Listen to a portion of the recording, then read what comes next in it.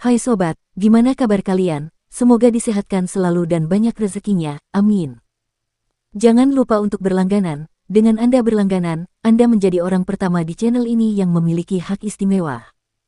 Pada kesempatan kali ini, Sabta Novel akan melanjutkan Ultimate Martial Divine King episode 15. Untuk melihat video selengkapnya, sahabat bisa kunjungi playlist yang telah Mimin sediakan. Yuk mari, kita berimajinasi bersama dan masuk ke alur ceritanya.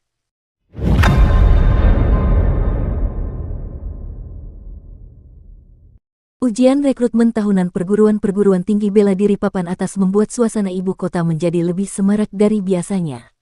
Semua perguruan bela diri mengumpulkan para jenius muda dari seluruh negeri, terutama 5 akademi besar ibu kota kekaisaran yang terkenal, yang penuh sesak hingga penuh sesak. Di pintu masuk Provinsi Taifung, antrean menyerupai naga panjang membentang dari pintu masuk hingga jalan utama. Meski begitu, semua orang masih menunjukkan senyum gembira dan penuh harap di wajah mereka. Sebab, yang datang melapor adalah siswa-siswa yang sudah lulus ujian. Begitu mereka mendaftar, mereka akan menjadi siswa resmi Provinsi Taifung. Di pintu masuk rumah bela diri yang megah, beberapa panitera duduk di meja lebar, mendaftarkan siswa. Pendaftarannya relatif mudah. Seseorang harus melaporkan nama dan tempat asal, lalu memverifikasinya dengan lencana Provinsi Taifung. Setelah itu, staf internal akan mengurus sisanya. Suasananya sungguh meriah, banyak anak muda jenius yang ditemani orang tua dan keluarga mereka. Setelah 2 tahun pengujian, saya akhirnya memasuki Provinsi Taifung. Itu sungguh tidak mudah. Persyaratan minimum untuk memasuki Provinsi Taifung adalah membuka 6 meridian bela diri, dan itu tidak dapat dilakukan dengan bantuan pil.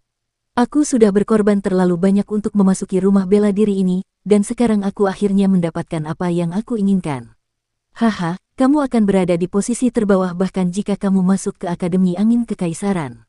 Aku menyarankan kamu untuk mencari akademi yang lebih biasa. Persetan denganmu, hanya orang bodoh yang akan menyerah pada salah satu dari 5 akademi besar.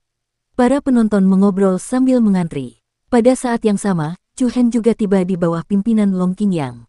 Melihat antrian panjang di depannya, dia tidak bisa menahan diri untuk menggelengkan kepalanya dan tersenyum tak berdaya. Long Qingyang menatap ke langit dan berkata, ada begitu banyak orang, saya khawatir kita harus mengantre hingga malam. Chu Hen tersenyum, lalu berkata tak lama kemudian, kakak laki-laki dan kakak perempuan kedua pasti mengalami masa yang lebih sulit tahun lalu. Benar sekali, Long Qingyang mengangguk, saat itu, aku pergi ke rumah bela diri gajah raksasa untuk mengikuti beberapa putaran ujian. Setelah tes, saya masih harus menunggu pemberitahuan. Perasaan itu cukup meresahkan. Long Qingyang adalah seorang jenius yang cukup terkenal di Flaming Rain City pada waktu itu. Akan tetapi, setelah tiba di ibu kota kekaisaran, Long Qingyang telah meredup jauh dibandingkan dengan para jenius mengerikan lainnya. Mereka harus bersaing dengan banyak sekali jenius muda yang ikut serta dalam penilaian untuk memperebutkan posisi terbatas. Hanya Long Qingyang yang bisa mengerti perasaannya. Untungnya, Long Qingyang dan Long Xuanzang telah berhasil memasuki perguruan bela diri peringkat tinggi pilihan mereka. Dalam setahun terakhir ini, mereka berdua telah tumbuh pesat dibandingkan sebelumnya. Ini adalah sesuatu yang bisa dirasakan Chu Hen. Keduanya mengobrol sambil berbaris. Kerumunan di bagian depan berangsur-angsur berkurang, dan kerumunan di bagian belakang terus bertambah. Qingyang, tiba-tiba sebuah sosok yang terengah-engah berlari ke samping mereka berdua. Qingyang, jadi kamu di sini. Akhirnya aku menemukanmu. Pria itu kehabisan napas dan berkeringat deras. Long Qingyang mengangkat alisnya dan tersenyum. Su Chuan, apakah kamu terburu-buru untuk bereinkarnasi? Mari, perkenalkan, adikku Chu Hen. Kakak ketiga, ini saudara baikku, Su Chuan. Kakak Su Chuan. Chu Hen menyapanya dengan sopan. Halo, saya mendengar tentang Anda dari Qingyang. Su Chuan menyeringai ramah, lalu menoleh ke Long Qingyang. Qingyang, Guru Yue San menyuruhku untuk memberitahumu bahwa kita akan berangkat ke pegunungan Sky Lake dalam 1 jam. Apa? Bukankah kita akan berangkat dalam 3 hari? Ada perubahan jadwal di menit-menit terakhir sore ini. Cepatlah. Tetapi, Long Qingyang mengerutkan kening dan melirik Chu Hen. Su Chuan, beritahu Guru Yue San bahwa aku tidak bisa pergi hari ini. Tidak bisa pergi. Apakah kamu tidak bicara omong kosong? Qingyang, kamu tahu betapa pentingnya perjalanan ke pegunungan Sky Lake ini bagimu. Jika semuanya berjalan lancar, ada kemungkinan besar Anda akan dapat meningkatkan fisik bela diri Anda menjadi fisik pertempuran. Si pembicara tidak bermaksud apa-apa, tetapi pendengarnya bermaksud apa-apa. Dari percakapan mereka berdua, Chu Hen bisa mendengar beberapa petunjuk. Ternyata Long Qingyang memiliki misi, dan itu sangat penting baginya. Chu Hen tersenyum. Kakak, silakan saja dan lakukan apa yang perlu kamu lakukan. Saya dapat mengatasinya sendiri. Kakak ketiga, kamu tidak tahu ini, tapi aku butuh waktu setidaknya 2 bulan untuk kembali dari pegunungan Sky Lake. Aku akan khawatir kalau aku tidak membuat pengaturan untukmu terlebih dahulu. Apa yang perlu dikhawatirkan? Bukankah kamu seusia denganku ketika kamu datang ke ibu kota bersama kakak kedua tahun lalu? Tapi kamu tidak pernah jauh dari rumah, dan ayah berpesan agar aku menjagamu baik-baik. Baiklah, urusanmu lebih penting. Paman Zhan tidak akan menyalahkanmu. Sebelum Long Qingyang sempat menyelesaikan perkataannya, Chu Hen memotongnya dan berkata, waktumu tidak banyak lagi, cepatlah bersiap. Karena Chu Hen pun sudah mengatakannya, Long Qingyang tidak memaksa. Ia berkata dengan nada meminta maaf, kakak ketiga, kali ini salahku. Saat aku kembali, aku akan membawamu berkeliling lagi. Juga, Xuan Xuang akan keluar dalam sebulan, ingatlah untuk mencarinya di rumah bela diri bulan cerah. Baiklah, kakak, sudah setengah tahun aku tidak bertemu denganmu, dan kamu semakin cerewet saja. Chu Hen tersenyum, haha, sedikit, aku pergi dulu kalau begitu. Baiklah. Saudara Chu Hen, saat kita kembali dari pegunungan Sky Lake, aku akan menebus penerimaan hari ini, kata Su Chuan dengan sedikit malu.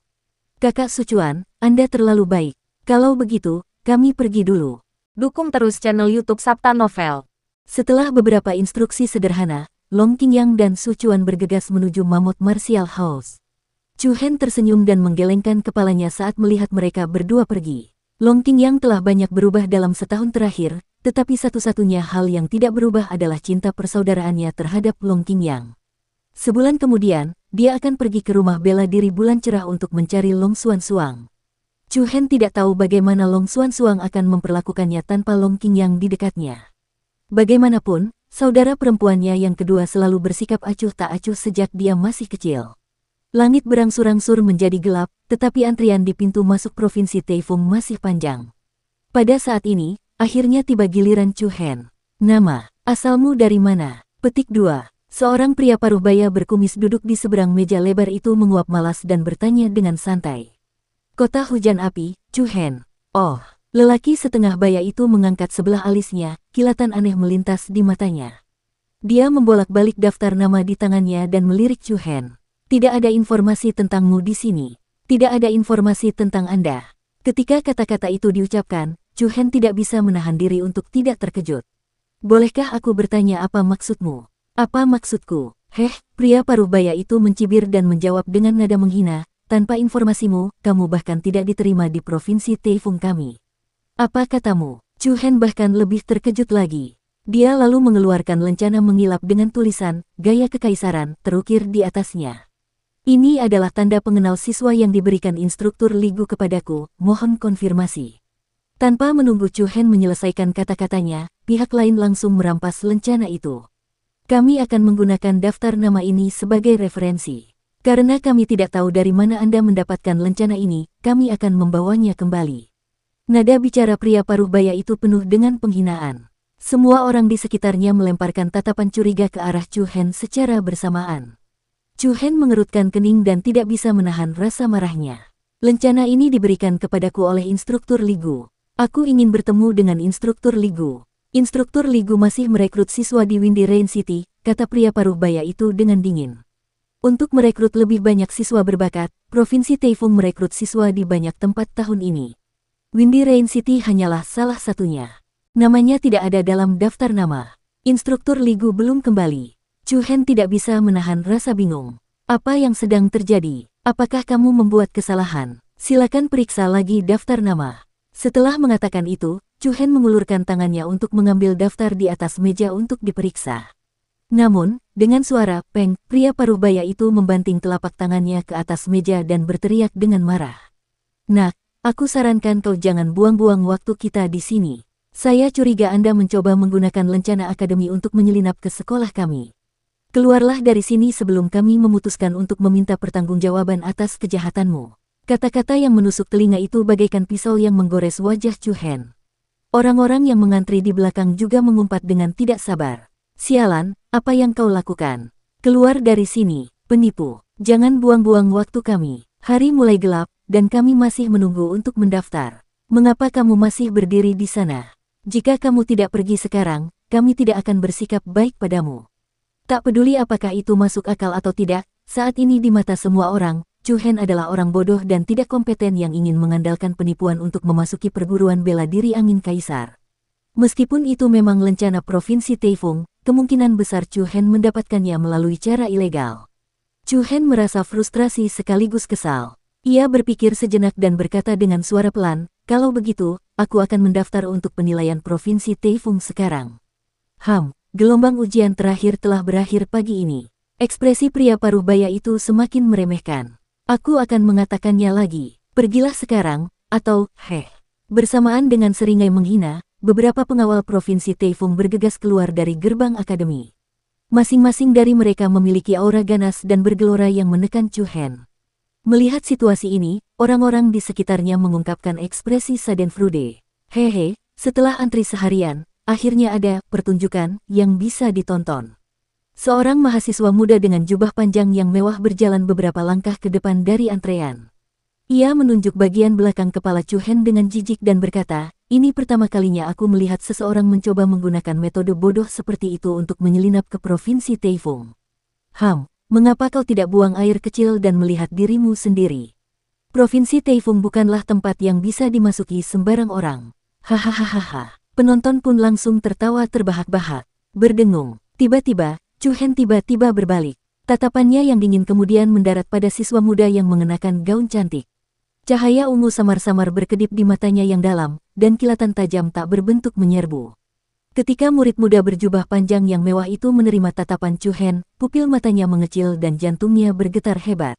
Senyum di wajahnya langsung membeku, dan wajahnya berubah seputih kain. Ledakan. Pada saat berikutnya, pemuda berjubah panjang mewah itu langsung berlutut dengan kedua lututnya dan jatuh lemah di hadapan Chu Hen. Tubuhnya yang tinggi dan kekar bagaikan harimau juga gemetar bagaikan kelinci yang ketakutan. Apa yang sedang terjadi? Munculnya pemandangan ini membuat semua orang langsung terbelalak lebar, dan semuanya sangat terkejut.